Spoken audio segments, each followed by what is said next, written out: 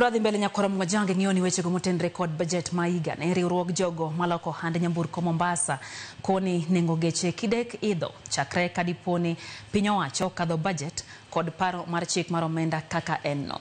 Gikoni nengo nyamburko matindo mathoth jo Kenya nyiewo biro medre chiegni nyadiriyo. Gino mabende gikoni kidek miyo thoth dukni mauso geche podho. Jojako ni giler mathoth kowi kaunti Mombasa. Luoro sani kwa jogo manie sekta mar uso gache Mombasa makoni ohala no kidek dok piny malich mokalo kadiponi osom budget kaka ne ulieki.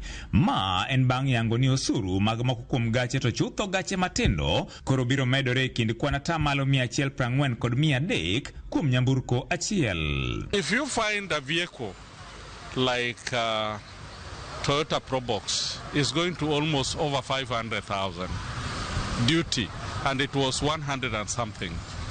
If you go to Nissan Note, it is coming to around 500,000. It was 232. What does that one tell you?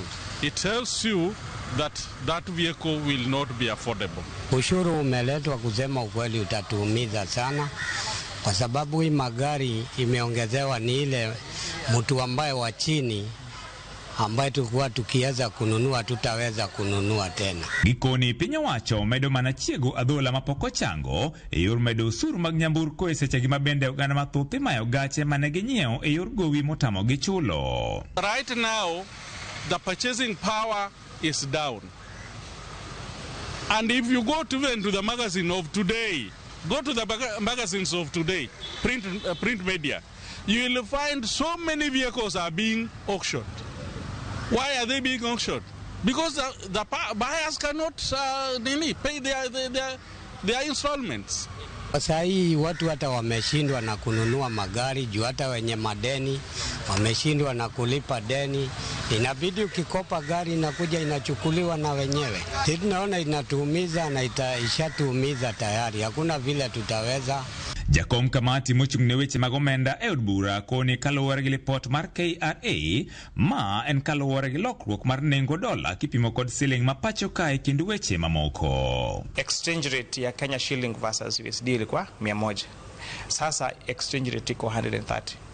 Haya ya pili, hiyo system ya kwamba unalipa kodi kulingana na mwaka wa gari sio fair kwa sababu inafaa kuwa katika tax zote ambazo huwa tunazilipa, it is based on the price, not any other. Kama kwa mfano ukinunua microphone, kama hii microphone ni 100 na iko na VAT, unalipa 16% of 100 shillings of this microphone. Haulipi based on microphone itengezwa mwaka upi. Our industry is already dying. We used to import over 200,000 vehicles.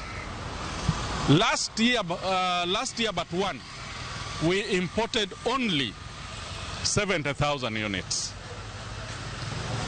2024, by August we had imported only 40,000 units. Luoro margi eni oganda mathoth manie sekta mar uso kod nyiewo gache dhi bedo kod ng'ikruok mapek chakre tarik 1 dwe mar 7 ma idhi chakite tim chikno kokadhe.